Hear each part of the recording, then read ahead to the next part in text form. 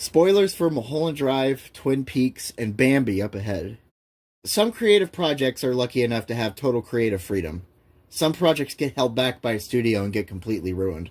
But two projects I love got held back by a studio for being released, and while they were held back in creative limbo, they evolved into something much better than what they were originally going to be.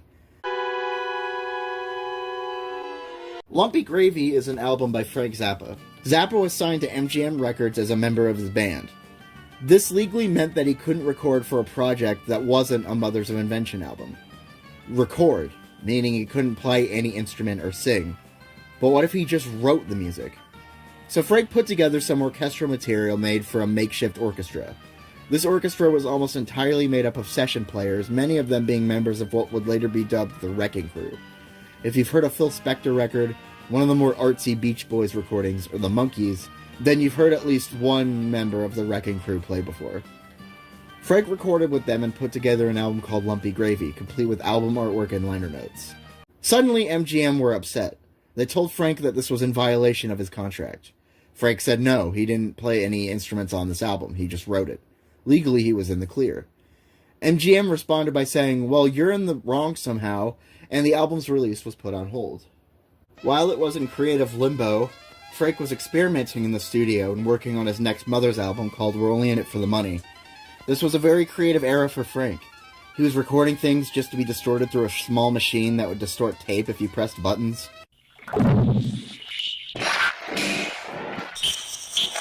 He was singing slowly, then speeding it up, singing in harmony with himself like Alvin and the Chipmunks.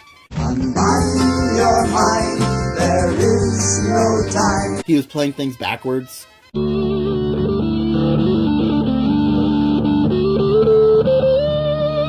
Somehow, during all this, Frank discovered that if you talked close to the piano while the pedals were pushed down, it would cause your voice to echo off the strings on the inside. Frank then started recording piano people sessions, where he stuck microphones in the piano, put sandbags on the pedals, and had people come into the studio and stick their heads in the piano and talk. Ever since it got dark, dreaming is hard. Frank would give them prompts in some specific lines, and then they'd improvise the rest. Some of these people include the wife of the man that owned the studio, his art director Cal Schenkel, his wife Gail Zappa, his baritone saxophone player Jim Sherwood, a random fan named Louis Sino, whatever, and John Barber, lead singer of a band called Chrysalis, who just happened to be recording in the studio at the time.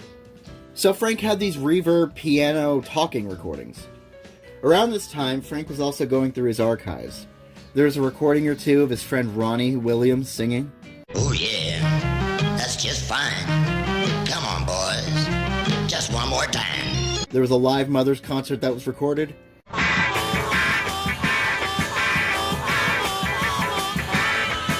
And Frank got ownership of some unreleased instrumentals he worked on from his early days for a man named Paul Buff.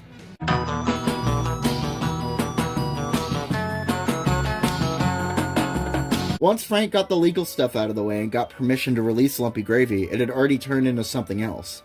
Mixing together a live rock snippet, distorted tape of music concrete, orchestral material, echoey people talking into a piano, and sped up surf rock instrumentals, he turned Lumpy Gravy into a grand musical audio collage.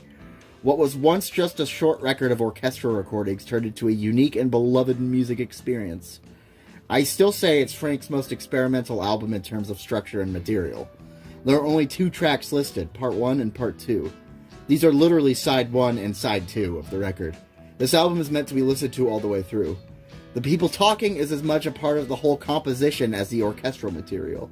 The irony is that by the time the album was allowed to come out, Frank actually added audio where he plays guitar on it. MGM has got egg on their face now. In the 1990s, David Lynch had gotten a new idea for a TV show for ABC. The plot would be about an aspiring actress in Hollywood coming across a woman with amnesia. Meanwhile, a film director loses control over aspects of his film because of some kind of underground conspiracy. It was going to be called Mulholland Drive. The pilot got recorded. As it was just the hour-and-a-half-long pilot to an ongoing mystery, many things were left unanswered. The person in charge of giving the project the thumbs up was, according to Lynch, watching the pilot standing up, on the phone, across the room, talking to someone. He then decided he didn't like the pilot and vetoed it being picked up as a show. apparently you could be barely paying attention when you make these kinds of decisions. This wasn't the first time David Lynch ran into problems with ABC. While doing Twin Peaks, the network didn't have much faith in it, even when it was at its peak popularity. ABC never gave a full season order, they'd just add more episodes. When ratings started falling, the show was moved around the schedule. This just made things worse. Then Mark Frost and David Lynch were forced to reveal the mystery of who killed Laura Palmer. The show got weird for the next half a season, weird as in unfocused, tonally all over the place, and unfunny. Lynch was apparently busy working on the movie Wild at Heart, and Mark Frost was busy working on the film Storyville. Lynch got the fans to write to ABC asking for it to be moved back to the previous schedule. Lynch also came back to direct the Season 2 finale, fixed a bunch of the stupid plot stuff, and then the show was cancelled by ABC on a massive cliffhanger. Frost and Lynch made another show for ABC around this time called On the Air. It lasted 7 episodes, and not all of them were even aired in America.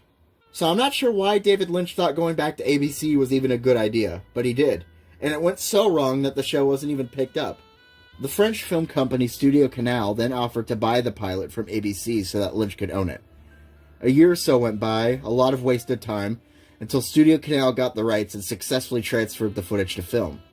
Now David Lynch had the rights to the pilot and had a deal to make it into a finished movie.